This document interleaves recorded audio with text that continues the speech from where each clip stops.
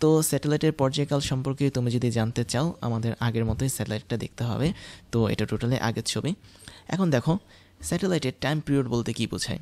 Time period হচ্ছে, আমি যদি একটা অবস্থান ধরি, এখানে এই অবস্থান, স্যাটেলাইটটা এখন এই অবস্থানে আছে, এই থেকে ঘুরে যাত্রা করে স্যাটেলাইটটা যদি আবার এই অবস্থানে ফিরে আসে তাহলে আমি বলতে পারবো সে আসলে একটা পর্যায়কাল অতিক্রম করেছে বা তার একটা সাইকেল সম্পন্ন হয়েছে বা চক্র সম্পন্ন হয়েছে।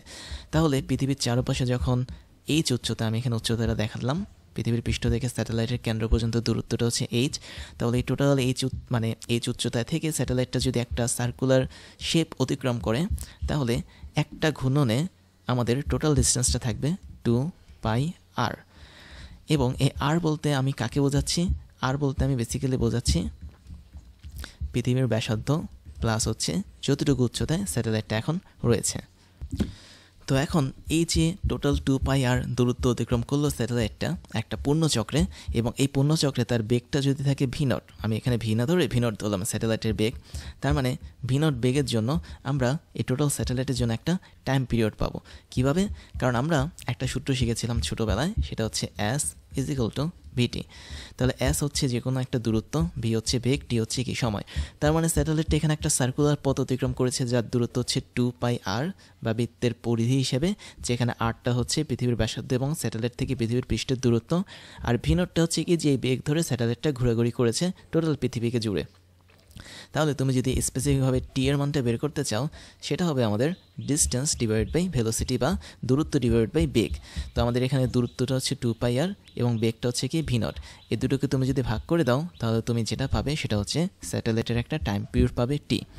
তো এই যে স্যাটেলাইটের টাইম পিরিয়ডটা পেলে এই টাইম পিরিয়ডটাকে কাজে লাগিয়ে আমি কিছু ফর্মুলা বের করতে পারি।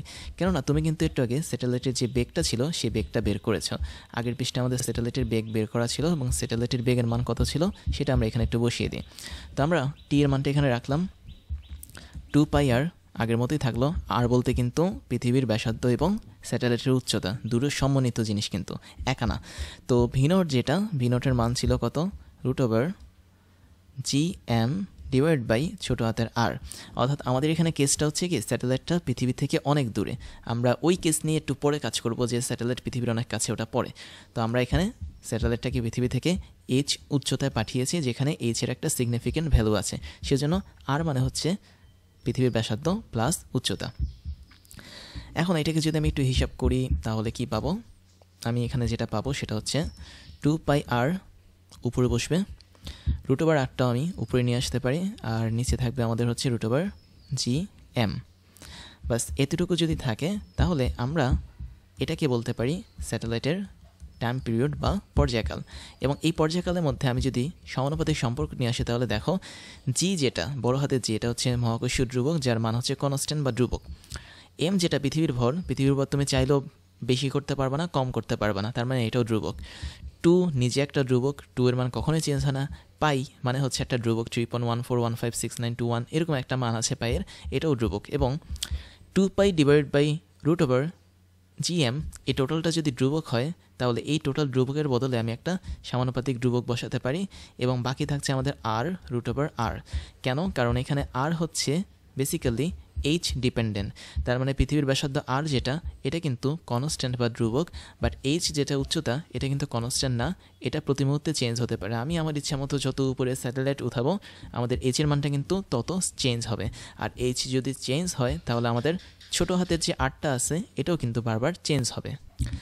তাহলে ফাইনালি আমি যেটা পাবো সেটা হচ্ছে টি বা টাইম পিরিয়ড সমানুপাতিক r⁻1 প্লাস হাফ। কেন? কারণ √r মানে হচ্ছে হাফ, আর r এর মধ্যে এমনিতেও পাওয়ার 1 আছে। তো এটাকে যদি আমি একটু শর্টকাট করি তাহলে আমি পাচ্ছি এখানে টি সমানুপাতিক r⁻2 × 2 3, তার মানে 3/2। এবং এই পাওয়ারটাকে তুমি যদি ডিস্ট্রিবিউট করো তাহলে টি এর উপর বর্গটা চলে আসবে বা 2 চলে আসবে, আর r এর উপরে ঘনটা কিন্তু থাকবে। তার মানে এখানে কি বলছে? এখানে আমি বলছি যে যদি আমি r এর মানটা বাড়াই তাহলে টাইম পিরিয়ডের মানও বাড়বে, মানে একে অপরের সমানুপাতিক। এমনভাবে সমানুপাতিক যে যেখানে টাইম পিরিয়ডের বর্গ হচ্ছে r এর ঘনের সমানুপাতিক বা কিউবের সমানুপাতিক, যেটা আমাদের ক্যাপলারের সূত্র নির্দেশ করে। তার মানে ক্যাপলার সাহেব যে সূত্র তৈরি করেছিলেন সেই সূত্রের মধ্যে একটা সূত্র এমন ছিল, দ্যাট মিন্স আমরা যেই কক্ষপথ ধরে ঘুরছি সেই কক্ষপথের যে সময়ের বর্গটা হবে ওই কক্ষপথের যে ব্যাসার্ধটা ছিল বা কোনো একটা বস্তু থেকে পৃথিবীর কেন্দ্রের যে দূরত্ব সেই দূরত্বের ঘনের সমানুপাতিক। এবং এটা দ্বারা আমরা বলতে পারি যে স্যাটেলাইটের পর্যায়কাল থেকেও আমরা ক্যাপলারের সূত্রটাকে প্রতিপাদন করতে পারি। এখন আমরা এখানে আরও কিছু ইন্টারেস্টিং জিনিস দেখি। ইন্টারেস্টিং জিনিসটা কি খেয়াল করে দেখো, আমি কিন্তু এই জায়গাটাতে সরাসরি কাজটা করতে পারতাম। অর্থাৎ আমি যদি এই লাইনটা তোমাদেরকে দেখাই তাহলে আমি চাইলে দুই পাশে কিন্তু সরাসরি বর্গ করে ওটা আনতে পারতাম। তুমি এখানে টিকে বর্গ করো সমানুপাতিক, ওই পাশে টোটালটাকে বর্গ করো, আরকে বর্গ করলে হবে আর স্কোয়ার এবং রুট ওভার আরকে বর্গ করলে হবে আর। তার মানে আমরা চাইলে এখান থেকেও কিন্তু সরাসরি টি স্কোয়ার সমানুপাতিক আর কিউ এটাকে এভাবে বের করে আনতে পারতাম। আবার তুমি চাইলে এটাকে একটু মজা করে অন্য কিছু করতে পারো, তুমি উভয় পক্ষ বর্গমূল করে দাও, তাহলে এক পাশে পাচ্ছি আমি টি এবং আরেক পাশে পাচ্ছি আমি কি আর টু দি পাওয়ার 1.5। তার মানে এখানে যে আমি দেখতে পাচ্ছি আর টু দি পাওয়ার 3/2 এটাকে তুমি চাইলে 1.5 এই পয়েন্ট হিসেবেও লিখতে পারো। মানে যেভাবেই কাজ করো না কেন মোটামুটি তুমি এখান থেকে এরকম একটা সম্পর্ক পাবে যেটা ক্যাপলারের সূত্র নির্দেশ করে। এখন তোমার স্যাটেলাইটটাকে আমি এখন চেঞ্জ করে ফেললাম। কি করলাম? আমি এখন স্যাটেলাইটটাকে টোটালি পৃথিবীর কাছে নিয়ে আসলাম। এই ছবিটার দিকে একটু খেয়াল করো, এখন কিন্তু আমাদের স্যাটেলাইটটা পৃথিবীর খুব কাছাকাছি আছে। আর আমরা জানি পৃথিবীর কাছাকাছি যখন স্যাটেলাইটটা আসবে তখন ওই স্যাটেলাইটের থেকে পৃথিবীর যে দূরত্বটা সেটাকে নগণ্য বা নেগলেক্ট করা হবে। তো এই ক্ষেত্রে আমাদের পর্যায়কালটা কীভাবে কাজ করবে সেটা আমরা এখন বের করার চেষ্টা করব। তাহলে আমার কলমটা দিয়ে আমি দেখি কীভাবে কী করা যায় এটাকে। তো যখন আমাদের স্যাটেলাইটটা খুব কাছাকাছি চলে এসেছে পৃথিবীর, তখন পৃথিবী থেকে স্যাটেলাইটের যে দূরত্ব সেটাকে আর হিসেবে গণ্য করা হয়, বিকজ পৃথিবীর সারফেস থেকে তখন স্যাটেলাইটের যে দূরত্ব এইচ এটাকে কিন্তু ইগনোর করা হয়। তার মানে এখানে আর হচ্ছে আসলে আর এর মানের সমান এবং এইচের যে মানটা এটা আসলে প্রায় জিরোর কাছাকাছি এবং এই এইচটা বেসিক্যালি জিরোয়ের সমান ধরা হয় যেহেতু আমাদের পৃথিবীর খুব কাছেই স্যাটেলাইটটা কাজ করছে। তো এখন আমরা যদি এখান থেকে টাইম পিরিয়ডটা বের করতে চাই তাহলে আমাদের এখানে সূত্রটা আগের মতোই হবে। দ্যাট মিন্স টাইম পিরিয়ড হচ্ছে টোটাল যতটুকু ডিস্টেন্স আমাদের স্যাটেলাইটটা ঘুরছে সেই ডিস্টেন্সটা, দ্যাট মিন্স পরিধি 2π। এখন এখানে হচ্ছে ঝামেলা, এখানে তুমি কি ইউজ করবে? এখানে আমরা ছোটো হাতের আর ইউজ করব নাকি বড় হাতের আর ইউজ করব? বেসিক্যালি আমরা যেহেতু ধরে নিয়েছি এইচ উচ্চতাটা হচ্ছে প্রায় জিরোর কাছাকাছি, মানে ধরে নেওয়া হয়েছে যেহেতু পৃথিবীর খুব কাছে এখন স্যাটেলাইটটা, তাহলে আমরা কিন্তু আর বলতে বেসিক্যালি বড় হাতের আর কি বুঝবো। তার মানে এই লাইনটা এটাই ইন্ডিকেট করে আর এর মানটা আসলে পৃথিবীর ব্যাসার্ধের সমান। তো তখন তুমি কিন্তু এখানে ছোটো হাতের আর দিতে পারবে না, তখন তোমাকে বড় হাতের আরটা দিতে হবে বা পৃথিবীর ব্যাসার্ধকে দিতে হবে। এবং নিচে তুমি যেটা দিবা সেটা হচ্ছে অবশ্যই ভিনট। ভিনট ছিল কি? এই যে স্যাটেলাইটের যে বেগ সেটা। এবং তুমি কিন্তু এই ভিনটটাকেও এখন বের করতে পারো, যেহেতু তুমি ভিনট বের করার সূত্রটা জানো। তো তখন তুমি ভিনটটাকে লিখবে এইভাবে, √GM ডিভাইড বাই কী দিবে এখানে, ছোটো হাতের আর নাকি বড় হাতের আর? অবশ্যই এখানেও কিন্তু আমরা বড় হাতের আরটাকে দিব, কেননা যখন পৃথিবীর খুব কাছাকাছি স্যাটেলাইট আসবে তখন আসলে স্যাটেলাইট থেকে পৃথিবীর উচ্চতাটাকে টোটালি ইগনোর করা হয় বা শূন্যের সমান ধরা হয়। তো সেই ক্ষেত্রে তুমি স্যাটেলাইটের বেগ বের করো বা টাইম পিরিয়ড বের করো, সব ক্ষেত্রে কিন্তু আমরা এখন পৃথিবীর ব্যাসার্ধটাকে কাজে লাগাবো। তো তাই যদি লাগাই তাহলে আমাদের এরপরের লাইনটা হবে 2π এখানে একা থাকবে। আর এরপরে যেটা হবে সেটা হচ্ছে আচ্ছা আমি 2πকে এখানে রাখলাম আর আরটাকে উপরে রাখলাম। এখন নিচে যেটা থাকছে that means √GM divide by R, এটাকে আমি কিন্তু একটু ভেঙে লিখতে পারি GM divide by R square into R, যাতে কাটাকাটি করলে আগের মতো আমাদের আরটা থাকে। কেন আমি এমনটা করলাম? কারণ আমরা কিন্তু গ্র্যাভিটেশনাল অ্যাক্সিলারেশন বা অভিকর্ষ ত্বরণের সূত্র জানি, যেটা হচ্ছে G = GM divide by R square. এই জিনিসটা আনার জন্য আমরা এখানে এভাবে এটাকে ইউজ করেছি। তাহলে পরের লাইনটা কী হবে? এটার পরের লাইনটা হবে এমন, টাইম পিরিয়ড T = কত হবে এখানে 2π, আর উপরে থাক আর নিচে থাকবে হচ্ছে √G ইন্টু আর। এবং ফাইনালি এটাকে যদি আমি আরেকটু মডিফাই করি তাহলে আমি পাবো 2π এক পাশে থাকবে আর এখানে থাকবে হচ্ছে √। খেয়াল করো উপরে কিন্তু আমাদের আর আছে, নিচে কিন্তু রুট ওভার আর আছে। তার মানে আর এবং রুট ওভার আর যদি কাটাকাটি যায় তাহলে উপরে আমাদের একটা রুট ওভার আর থাকবে আর নিচে আমাদের একটা জি থাকবে। তো এখন এই সূত্র থেকে আসলে কি দেখতে পাচ্ছি? এই সূত্র থেকে আমরা দেখতে পাচ্ছি যে যদি পৃথিবীর খুব কাছাকাছি অবস্থানে থাকে কোনো একটা স্যাটেলাইট ঘুরতে থাকে, তখন তার টাইম পিরিয়ড বা পর্যায়কাল হয় 2π√r/g। তাহলে এই সূত্রটা আমি একটু মার্ক করে ফেলি। পৃথিবীর কাছাকাছি অবস্থানে থাকার সময় স্যাটেলাইটের যে পর্যায়কাল সেটা হচ্ছে 2π√r/g। এবং এখানেও খেয়াল করে দেখো আমাদের কিন্তু টাইম পিরিয়ডটা গ্র্যাভিটেশনাল অ্যাক্সিলারেশনের সাথে সম্পর্কিত। দ্যাট মিন্স তুমি এখানে যদি জি এর মানটাকে বাড়াও, আমাদের টাইম পিরিয়ড বা পর্যায়কালটা কিন্তু কমবে। এবং পর্যায়কাল কমা মানে কি? পর্যায়কাল কমা মানে হচ্ছে স্যাটেলাইটটা খুব দ্রুত এই টোটাল পথটাকে পাড়ি দিবে। দ্যাট মিন্স এই বিন্দু থেকে শুরু করে আবার সে এই বিন্দুতে ফিরে আসবে। তার মানে আমরা একটা বিষয় ক্লিয়ার, পৃথিবীর বা যে কোনো একটা গ্রহের যদি জি এর মানটা অনেক বেশি পরিমাণে হয়, তবে ওই গ্রহের ক্ষেত্রে আমাদের টাইম পিরিয়ড বা পর্যায়কালটা অনেক বেশি হবে। অর্থাৎ যেই গ্রহ যত বেশি ভারী, সেই গ্রহটা তার চারপাশে তত বেশি দ্রুত গতিতে কোনো একটা স্যাটেলাইটকে চালনা করবে।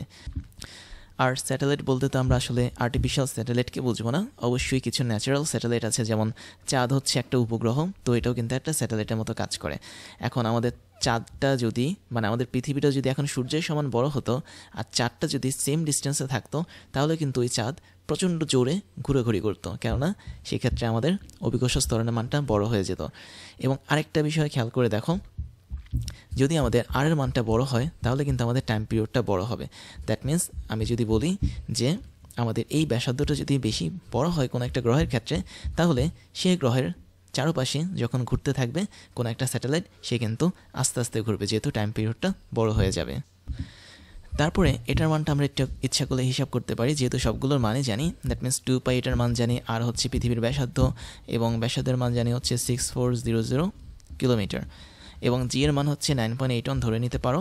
তো সবগুলো যদি তুমি হিসাব করো তাহলে তুমি এখান থেকে একটা মান পাবে, এবং এই মানটা হবে 84.6 মিনিট।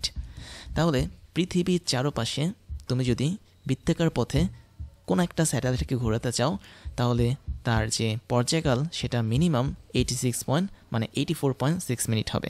এবং যে সমস্ত আর্থ স্যাটেলাইটগুলো আছে সেগুলো সবসময় এতটুকু সময় নেয় টোটাল পৃথিবীটাকে চক্কর দেওয়ার জন্য।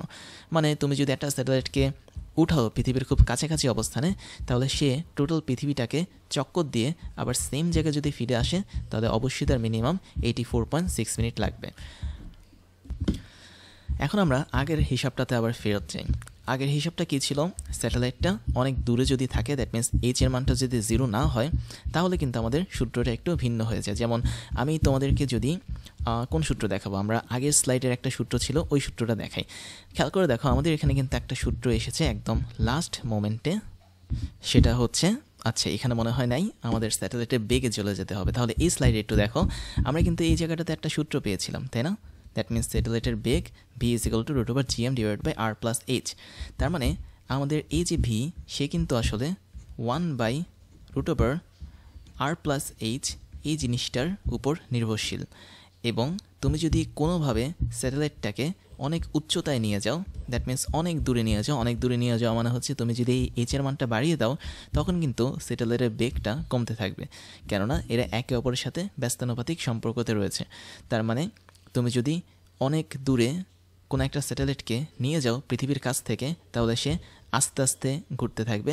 আর তুমি যদি পৃথিবীর খুব কাছাকাছি তাকে নিয়ে যাও, তাহলে কিন্তু সে খুব দ্রুত ঘুরতে থাকবে। আবার যখন কোনো একটা স্যাটেলাইট পৃথিবীর খুব কাছাকাছি থাকে, তখন তার টাইম পিরিয়ড বা টি এর মানকে কিন্তু অনেক কম হয়, মানে খুব দ্রুত সে ঘুরে। আবার যদি আমি তাকে অনেক দূরে নিয়ে যাই, তাহলে তার টি এর মানটা হচ্ছে অনেক বেশি হয় বা আস্তে আস্তে ঘুরে। মানে বিষয়টা যদি আমি একটু তোমাকে দেখাই, বিষয়টা হচ্ছে এরকম, একটা আরেকটার সাথে সম্পর্কিত। তো আমি একটু ভিন্ন কালারে লিখছি। যখন তুমি পৃথিবী থেকে অনেক দূরে নিয়ে যাবে, দ্যাট মিন্স যখন তোমার এইচের একটা ভালো ভ্যালু থাকবে, তখন কিন্তু তোমার স্যাটেলাইটটা খুব আস্তে আস্তে ঘুরতে থাকবে। দ্যাট মিন্স তখন তোমার টি এর যে মানটা আছে সেটা কিন্তু অনেক বেশি পরিমাণে বেড়ে যাবে। এবং ওই ক্ষেত্রে তোমার স্যাটেলাইটের যে বেগটা আছে, সেই বেগটাও কিন্তু অনেক কম হবে। দ্যাট মিন্স সে অনেক দূরে চলে গেছে, তাই আস্তে আস্তে ঘুরছে। আমরা বেগের সূত্র থেকে দেখেছিলাম। দ্যাট মিন্স সূত্রটা যদি লিখি, তাহলে স্যাটেলাইটের বেগ সমানুপাতিক 1/√r √r+h, যেখানে h এর মানটা আমি যদি বাড়াই তাহলে স্যাটেলাইটের বেগের মানটা কমবে, আর h এর মানটা যদি আমি বাড়াই টাইম পিরিয়ডটাও বাড়বে। দ্যাট মিনস টোটাল পৃথিবীটাকে চক্কর দিয়ে আসতে তার অনেক বেশি পরিমাণ সময় লাগবে। এখন আমি যদি h এর মানটা একদম কমিয়ে ফেলি তাহলে আমাদের v এর মানটা বেড়ে যাবে, স্যাটেলাইটের যে স্পিড বা বেগটা সেটা কিন্তু বেড়ে যাবে এই সূত্র অনুসারে, এবং স্যাটেলাইটের বেগ যদি বাড়ে তাহলে সে খুব দ্রুত টোটাল পৃথিবীটাকে কাভার করতে পারবে বা ঘুরে আসতে পারবে। তার মানে তার যে টাইম পিরিয়ডটা আছে টি, এই মানটা কিন্তু কমে যাবে। তাহলে এখানে একজন আরেকজনের সাথে সম্পর্কিত এবং বেসিক্যালি দূরত্বের উপর ভিত্তি করে আমাদের টাইম পিরিয়ডটা কিন্তু বাড়ে। দ্যাট মিনস দূরত্ব সমানুপাতিক টাইম পিরিয়ড এবং দূরত্ব সমানুপাতিক টাইম পিরিয়ড, আর দূরত্বের সাথে বেগেরটা হচ্ছে ব্যস্তানুপাতিক সম্পর্ক। তো এটা হচ্ছে আমাদের এখান থেকে মেইন ফ্যাক্ট। এবার আমরা একটা বাস্তব ভিজুয়ালাইজেশন দেখব। খেয়াল করে দেখো, এখানে আমাদের সূর্যের চারপাশে যারা ঘুরছে তারা কিন্তু ওয়ান কাইন্ড অফ সূর্যের স্যাটেলাইট। তো আমরা কোনো একটা গ্রহের চারপাশে যখন কোনো কিছু একটাকে ঘুরতে দেখব, আমরা সেটাকে ন্যাচারাল স্যাটেলাইট বা প্রকৃতিগতভাবে স্যাটেলাইট হিসেবে ধরতে পারি। তো সূর্যের একদম কাছে যে গ্রহটা আছে, দ্যাট মিনস শুক্র বা বুধ গ্রহ যেটা, সেটা কিন্তু খুব কাছাকাছি অবস্থানে আছে, তাই সে খুব দ্রুত গতিতে ঘুরছে। তো তোমরা যদি না দেখতে পাও আমি তাহলে তোমাদের দেখিয়ে দিচ্ছি। এই যে সূর্যের কাছে এই যে একটা অ্যাক্সিস আছে, বা বলা যায় অ্যাক্সিস নয়, এটা হচ্ছে একটা অরবিট। তাহলে এই অরবিটের মধ্যে কিন্তু বুধ গ্রহ বা শুক্র গ্রহ যেটার কথা বলি না কেন খুব দ্রুত গতিতে ঘুরছে, আর এখানে তার চেয়ে একটু হালকা স্পিডে আমাদের এই পৃথিবীটা ঘুরছে। এবং দূরের দিকে তুমি যদি দেখো, এই যে এখানে শনি গ্রহ আসছে আস্তে আস্তে, এই পথের মধ্যে শনি গ্রহটা কিন্তু খুব আস্তে আস্তে যাচ্ছে, যেহেতু সূর্য থেকে তার দূরত্বটা অনেক বেশি। এবং একদম এদিকে আমি যদি বলি ইউরেনাস বা নেপচুন, এটা হচ্ছে নীল গ্রহ, তার মানে নেপচুন এটা। তো নেপচুন গ্রহের কথা যদি ধরো, সে কিন্তু অনেক দূরের দিকে আছে, এবং সবচেয়ে দূরে যখন থাকবে তার মানে তার হাইটটা অনেক বেশি সূর্য থেকে। তার মানে সূর্যের যে সারফেসটা আছে সে সারফেস থেকে এই নেপচুন গ্রহের যে দূরত্বটা সেটা অনেক, আর দূরত্ব বেশি হলে কি হয়, অবশ্যই পর্যায়কালটা বেড়ে যায়, আর পর্যায়কাল বেড়ে যাওয়া মানে হচ্ছে কি তার বেগটা কিন্তু কমে যায়। তার মানে নেপচুন গ্রহের বেগ হচ্ছে এখানে কম, বাট তার পর্যায়কাল বেশি, সে বেশি সময় নিচ্ছে ঘোরার জন্য। তুমি দেখতেই পাচ্ছ অনেক সময় নিচ্ছে সে ঘোরার জন্য। আর বুধ গ্রহ যেটা একদম কাছে আছে সেটা হচ্ছে দূরত্বটা কম, তার মানে পর্যায়কাল হচ্ছে অনেক কম, বাট তার বেগটা হচ্ছে অনেক বেশি। তার মানে আমাদের এই জায়গাটাতে এই সূত্রগুলো কিন্তু কাজ করবে। এটা যে শুধুমাত্র কৃত্রিম উপগ্রহ বা কৃত্রিম স্যাটেলাইট যেগুলোকে আমরা রকেট দিয়ে উঠিয়ে ছুঁড়ে মারি তাদের জন্য কাজ করে না, এটা আসলে ন্যাচারাল যে সমস্ত স্যাটেলাইট আছে, দ্যাট মিনস এখানে দেখতে পাচ্ছ যেগুলো, এগুলোর জন্য কিন্তু এগুলো কাজ করে। এবার আমরা স্যাটেলাইটের যে পর্যায়কালের সূত্রটা আছে এটাকে আরেকটু বিস্তৃত করি।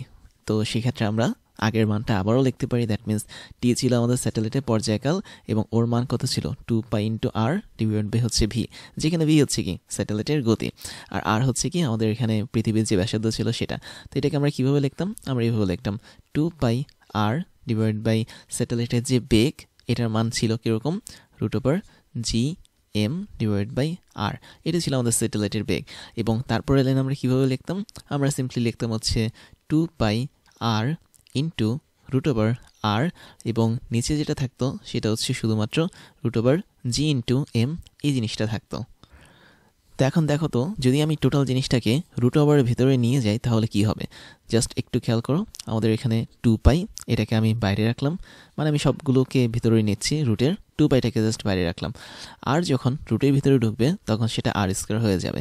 তার মানে রুটের ভিতরে আমি rকে লিখতে পারি r², যেহেতু স্কোয়ার এবং রুট কাটা গেলে কি হয়, r থাকে, এবং ওর সাথে এক্সট্রা একটা r কিন্তু আগেই গুণ ছিল। আর এই টোটালটা নিচে আমাদের √gm, এই জিনিসটা ভাগ হিসেবে ছিল, তাহলে √g/m এটা নিচে ভাগ হিসেবে থাকুক। তারপর আমরা এখান থেকে লিখতে পারি 2π যা আছে তাই। আমি যদি সবগুলোকে √এর ভেতরে ঢুকাই তবে সেটাকে আমরা পাওয়ার হাফ হিসেবে দিতে পারি, তোমরা জানো এটা।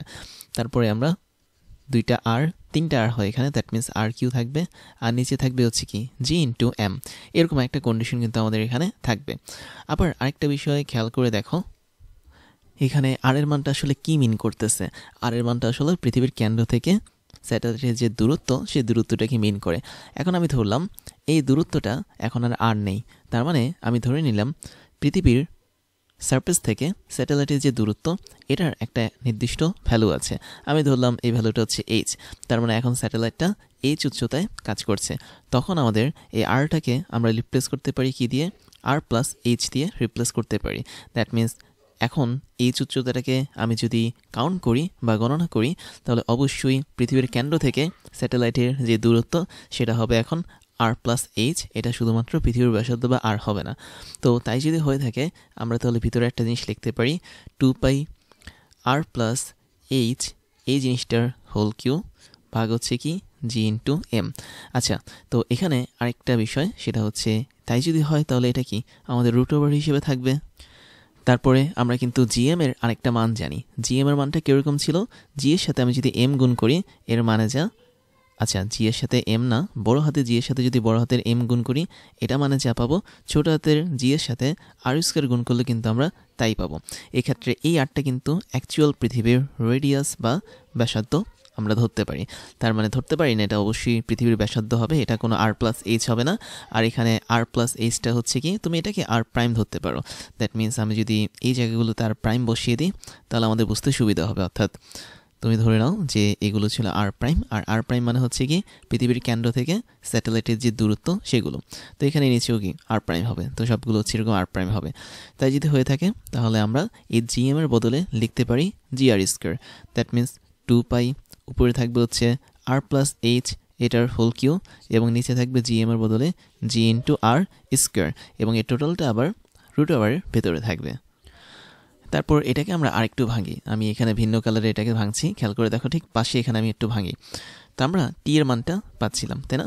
তাহলে টি এর মানটা কী ছিল 2π, ওর সাথে ভিতরে দেখো একটা জিনিস আছে, সেটা হচ্ছে 2π, আমি এখানে সেকেন্ড ব্র্যাকেট দিলাম, এবং আমি একটা কাজ করি, r+h হোল কিউ আছে এবং এটাকে আমি হোল স্কোয়ার বানিয়ে ফেলি। দ্যাট মিনস r+h এটার হোল স্কোয়ারটা নিব, এবং নিচে যে r হোল স্কোয়ার আছে এটাও নিব, নিয়ে তাদেরকে একত্রে ব্র্যাকেটে যুক্ত করে দেব। বাকি থাকবে আমাদের হাতে এক্সট্রা একটা r+h, এবং এটার নিচে আমরা জিটাকে ভাগ করে দিতে পারি, যেহেতু জি আমাদের নিচে ভাগ অবস্থায় আছে, এবং এই টোটালটাকে আমরা রুট ওভার করে দিলাম। এবার আমরা আরেকটা কৌশল করি, সেটা হচ্ছে কি যে আমরা ইচ্ছা করলে কিন্তু এই r+h এখানে না লিখে হোল কিউ দিতে পারতাম। তার মানে আমাদের নিচে যে আরটা ছিল এটাও কিন্তু হোল কিউ হয়ে যেত। আর আর যেহেতু আমাদের কিউব থাকতো, তখন যেহেতু আগে থেকে r² আছে, তাই ওটাকে কাটার জন্য আমরা চাইলে এখানে এক্সট্রা একটা আর বসাতে পারি। তার মানে এই আর এবং এই r³ ভেঙে গিয়ে r² হিসেবে নিচে থাকতো। তার মানে আমরা আলটিমেটলি এখানে r/g এটা লিখে রাখতে পারি। তাই যদি হয়ে থাকে তাহলে এখান থেকে আমরা পাচ্ছি 2π ইন্টু ব্র্যাকেটের ভিতর থাকবে হচ্ছে r/g। তারপরে আমরা এটাকে একটু মডিফাই করতে পারি। দেখো r+h/r যেটা, এটাকে এইভাবে লেখা যায় 1+h/r। তোমরা যদি এটা লসাগু করো তাহলে দেখবে ঠিক আগের লাইন চলে আসবে। দ্যাট মিনস r এ একে r প্লাস হচ্ছে h/r, এবং এই টোটালটা কিউ হিসেবে থাকবে, এবং বাইরে কিন্তু আমাদের হাফ পাওয়ার হিসেবে থাকবে, যেহেতু এটা রুট ওভারের মধ্যে আছে। তো আলটিমেটলি আমরা এইভাবে লিখতে পারি 2π √r/g। দ্যাট মিনস r এবং g এদের যে ভাগফল এটাকে আমরা রুট ওভারের মধ্যে রাখলাম। তারপর বাকি যে অংশটা আছে, দ্যাট মিনস এই ভগ্নাংশের অংশটা 1+h/r, এটাকে আমি যদি একদম এক্সাক্ট বাইর করি তাহলে আমি দেখতে পাচ্ছি 3 বা কিউবটা উপরে যাবে, এবং রুট ওভারের যেই 2টা আছে বা রুটের যে 2টা আছে ওটা নিচে চলে যাবে। তো আলটিমেটলি আমরা এখানে যেটা পাচ্ছি এটাই কিন্তু আমাদের একটা ফর্মুলা হিসেবে কাজ করে, যেটা আমাদের স্যাটেলাইটের পর্যায়কালে ফর্মুলা হিসেবে কাজ করতে পারে। আর অবশ্যই এখানে এইচটা কোত্থেকে এসেছে, এইচ বলতে আমরা কিন্তু এই উচ্চতাটাকে অবশ্যই কাউন্ট করেছি। তার মানে স্যাটেলাইটটা এখন কোনো সারফেস এরিয়াতে নেই, পৃথিবী থেকে একটা নির্দিষ্ট উচ্চতায় রয়েছে। তো এখন এই দুটো ইকুয়েশনের দিকে যদি আমি তাকাই, জাস্ট একটু মার্ক করে দিই। একটা হচ্ছে আমাদের এই ইকুয়েশন, এটাও কিন্তু পর্যায়কালকে প্রকাশ করে, আরেকটা হচ্ছে এই ইকুয়েশন, এটাও কিন্তু পর্যায়কালকে প্রকাশ করে। দুটো ইকুয়েশনের মধ্যে তুমি দেখতে পাচ্ছ, দুটো ইকুয়েশনের মধ্যে আমরা কোনো এম পাচ্ছি না। এম মানে হচ্ছে কি স্যাটেলাইটের যে ম্যাস ছিল, দ্যাট মিনস এম, এটা কিন্তু আমরা পাচ্ছি না। বা তোমরা বলতে পারো পৃথিবীর যে ম্যাস ছিল বড় হাতের এম, এটাও কিন্তু আমরা পাচ্ছি না। তাহলে এটা মিন করে কি যে স্যাটেলাইটের পর্যায়কাল যেটা থাকে বা টাইম পিরিয়ড যেটা থাকে সেটা কখনোই স্যাটেলাইটের ম্যাস বা ভরের উপর নির্ভর করে না। তুমি যে কোনো ধরনের ভরের স্যাটেলাইটকে উদ্যয়ন করো না কেন, প্রত্যেকটা জন্যই কিন্তু আমাদের টাইম পিরিয়ড বা পর্যায়কালের মানটা একই রকম সূত্র ফলো করবে। জাস্ট এখানে এইচ বা উচ্চতার উপর নির্ভর করে, পৃথিবীর ব্যাসার্ধ বা আর এর উপর নির্ভর করে, এবং অবশ্যই অভিকর্ষ ত্বরণ বা জি এর উপরও স্যাটেলাইটের যে পর্যায়কাল আছে সেটা নির্ভর করবে। তারপর আমরা আরেকটা বিষয়ে দেখতে পারি, সেটা হচ্ছে যদি আমরা পৃথিবীর ঘনত্বটাকে নিয়ে কাজ করি তাহলে পর্যায়কালের জন্য আরেকটা সূত্র আমরা ফলো করতে পারি। তো আমরা কোথা থেকে শুরু করতে পারি পরের সূত্রটা, সেটা আমরা শুরু করতে পারি মোটামুটি 1 নং ইকুয়েশন থেকে। দেখো 1 নং ইকুয়েশনটা কি নির্দেশ করতো, যে স্যাটেলাইটের পর্যায়কাল বা টি, এটার মান হচ্ছে 2π into R prime whole cube ভাগ জিএম, এটা root over, that means half power. তাহলে আর প্রাইমটা আসলে কি ছিল? আর প্রাইমটা ছিল হচ্ছে আমাদের পৃথিবীর ব্যাসার্ধ এবং স্যাটেলাইটটা যে উচ্চতায় উঠেছে তার যে যোগফলটা, সেটা। তো এখন আমি যদি এই ইকুয়েশনটাকে নিয়ে নিই, দ্যাট মিনস এখান থেকে আমি টার্গেট করতেছি অন্য একটা ইকুয়েশন বানানোর জন্য। আমি জাস্ট একটু মার্ক করে দিই, তাহলে বুঝতে পারবে।